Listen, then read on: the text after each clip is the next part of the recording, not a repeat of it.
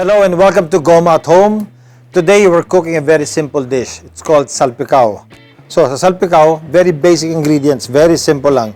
What you need is a good piece of meat. In this case, we have good tenderloin, and then we need some garlic, and then soy sauce, and black pepper. Now, if you have some rosemary, just chop a little, and then yun na yun. So now, we'll cut our meat. All it needs is konti lang. There you go. Take it out.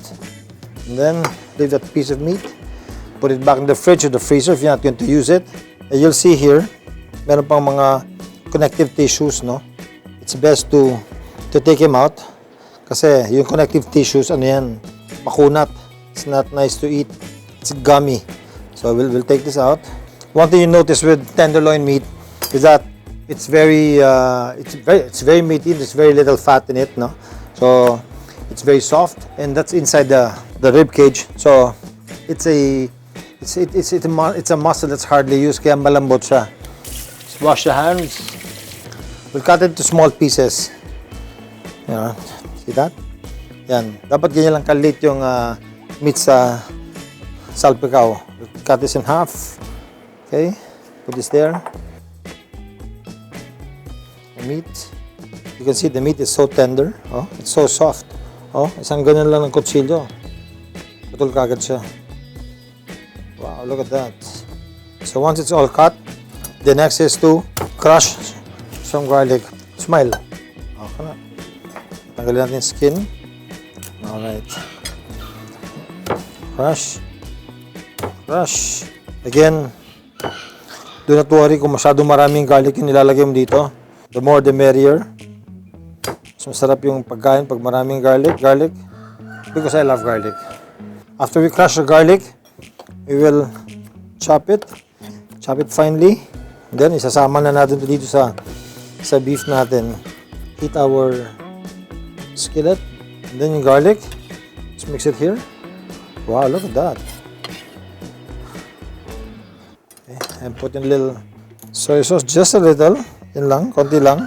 And then, let's grind some pepper.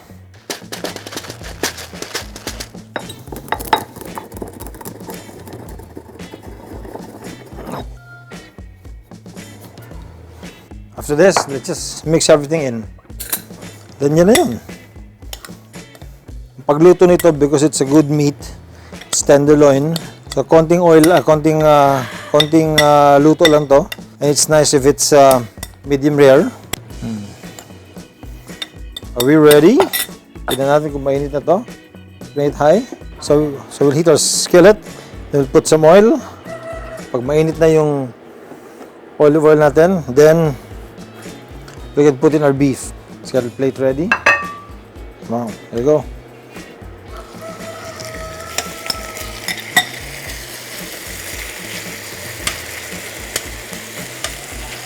So here's the thing, before mag-brown yung garlic, dapat luto na rin yung beef natin. Huwag mo kaya na ma-overcook yung garlic natin, otherwise it'll be too bitter. So on hot skillet, let that beef cook really quick. So isang halo lang siya na gano'n. You see, almost cook na yung one side niya. Just in case you have some dito, rosemary. Yan. Chop some rosemary. Pwede natin isama din sa niluluto natin. Really quick. There you go. That much rosemary will be good for that. When your garlic is cooked, your tenderloin should be cooked as well. Give it about a minute, then we're done. Okay, ready na to. Medium rare. Okay, here we go. Let's turn it off. And let's plate it.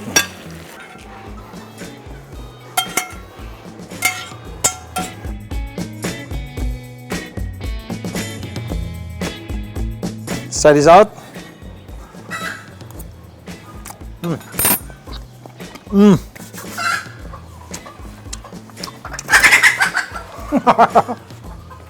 Dahil manok dito. Alam, masarap na.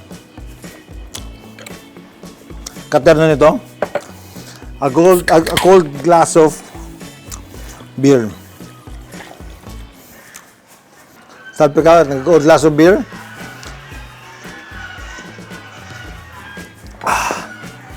May konting ganito.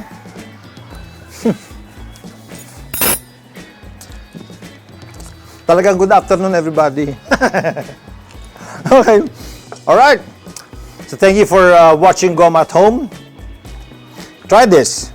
If you like it, leave me a comment. And then like this episode. And keep on following my YouTube channel. Okay? So, pag meron kayong mga recipes na alam niyo, ilagay nyo lang sa comment box. Let me know and let's do it together. Okay? Again, thank you so much and bye for now. See you. Good.